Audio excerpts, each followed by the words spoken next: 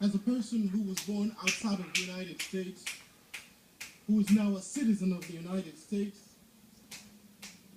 I have the opportunity to see basically two types of America. When I came here back in 1985, and right now as I live here in the United States, I see an America that was far different from what I'm seeing today.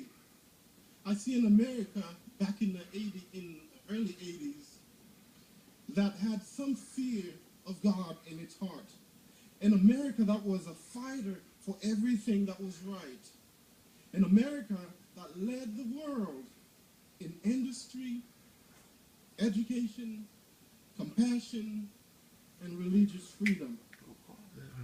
I see now an America in which all types of sinful lifestyles and behaviors are now being accepted as normal. An America in which we fabricate very, very few things, but we import just about everything.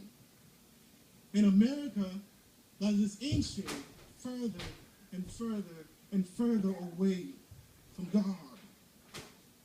This National Day of Prayer, we have a chance to rally this nation back to God, where we all need to be.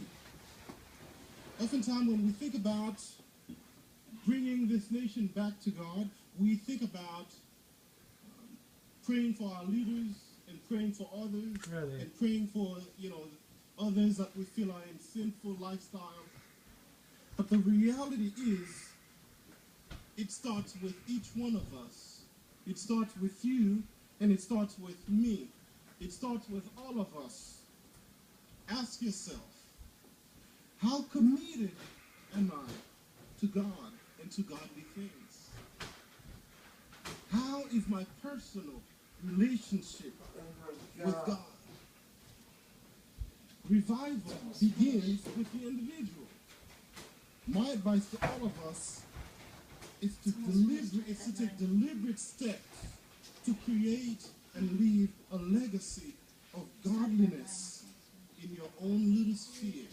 If each one of us can do that, leave a legacy of godly influence in our own little sphere of influence, wherever you may be, we will see this country get on its way back to repentance, get on its way back to a good relationship with God.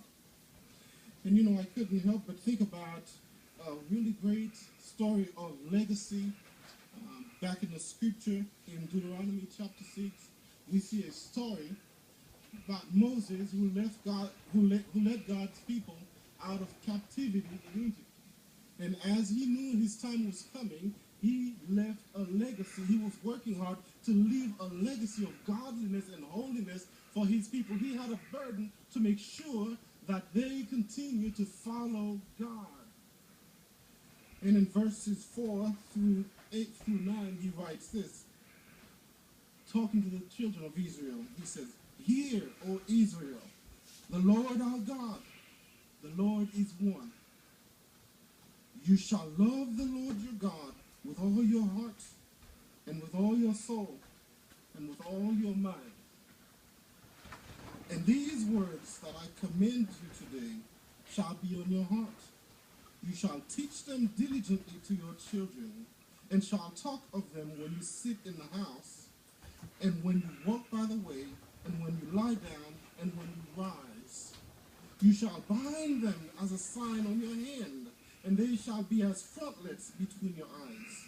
You shall write them on the doorsteps of your house and on your gates."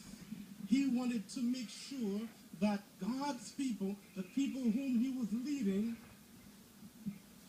would continue in a legacy of godliness and holiness and obeying the God that had delivered them.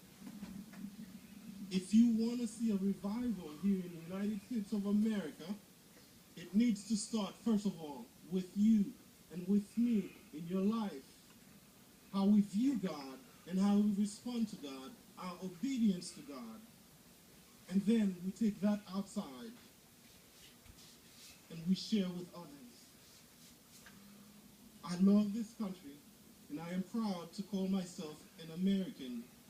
And may God continue to bless this country, this great nation that we call the United States of America.